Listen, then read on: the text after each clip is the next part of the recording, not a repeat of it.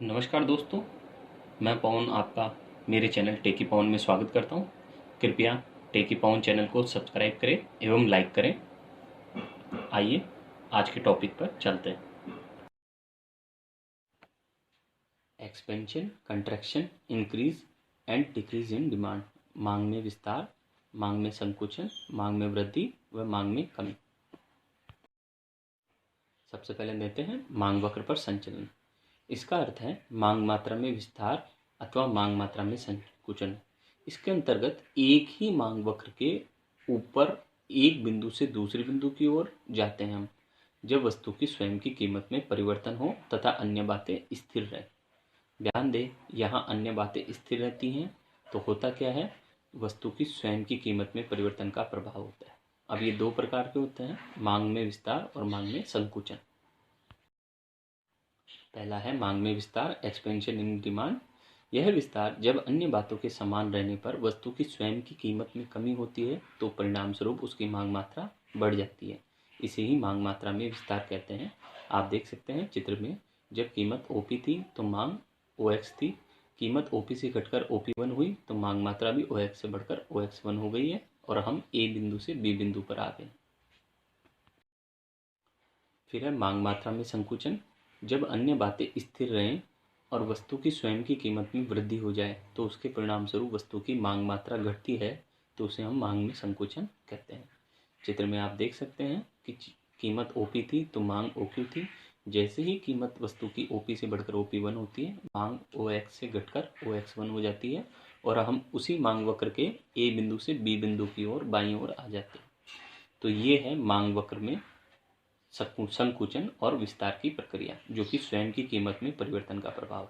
अब हम देखते हैं अन्य बातों में परिवर्तन का क्या प्रभाव होता है और इसी से जन्म लेता है मांग वक्र में खिसकाव। जब स्वयं की कीमत को स्थिर रखकर अन्य बातों में परिवर्तन किया जाए तब उसके कारण संपूर्ण मांग वक्र दाएं से बाईं ओर या बाएं से दाईं ओर खिसक जाता है। इसी को मांग वक्र में खिसकाव कहते हैं। पहला पॉइंट, मांग में वृद्धि। जब वस्तु की स्वयं की कीमत स्थिर रहे और अन्य बातों में ऐसा परिवर्तन हो जाए कि मांग बढ़ जाए तो उसे मांग में वृद्धि कहते हैं। और मांग में वृद्धि के क्या क्या कारण हो सकते हैं? पहला, PS में वृद्धि अर्थात प्रतिस्थापन वस्तु की कीमत में वृद्धि। जैसे कॉफ़ी की कीमत बढ़ जाएगी तो कॉफ़ी की मांग घट जाएगी तो उसके परिणाम स्वरूप चाय की मांग, X वस्तु की मांग बढ़ जाएगी। फिर है PC में वृद्धि। पूरक वस्तु जैसे जूते की कीमत में वृद्धि हो जाएगी, PC में कमी। तो जूते की कीमत में अगर कमी होती है तो जूते की मांग बढ़ जाएगी, बदले में उसकी पूरक वस्तु जुराब की मांग भी बढ़ जाएगी।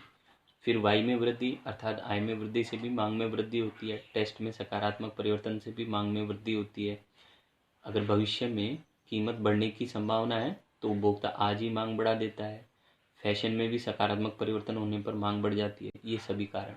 तो हम सिंपल वाला लेते हैं, उपभोक्ता की आय में वृद्धि।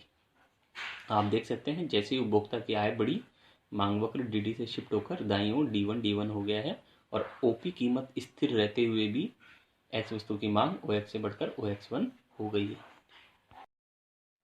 फिर है मांग में कमी के कारण। मांग में कमी का क्या कारण है? प्रतिस्थापन वस्तु की कीमत में कमी। अर्थात यदि कॉफ़ी की कीमत घटती है तो कॉफ़ी की मांग बढ़ जाएगी तो उसके कारण प्रथम वस्तु X की मांग भी क्या हो जाएगी? घट जाएगी। ऐसे ही पूरक वस्तु की कीमत में वृद्धि।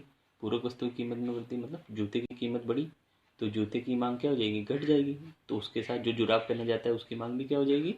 कमी आ जाएगी, घट जाएगी। टेस्ट में अगर कमी आएगी तो भी मांग घट जाती है। आय में कमी आती है तो भी मांग घट जाती है। भविष्य में अगर लग रहा है उपभोक्ता की वस्तु की कीमतें घटेंगी तो आज वो उसकी मांग घटा देता है।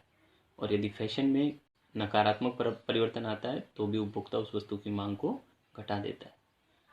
अतः जब वस्तु की स्वयं की कीमत स्थिर रख के अन्य बातों में परिवर्तन किया जाता है जो हमने ऊपर बताए तो उसके कारण मांग में कमी आती है। आप चित्र में देख सकते हैं प्रारंभ में मांग वक्र DD था, OP कीमत पर OX मांग हो रही थी।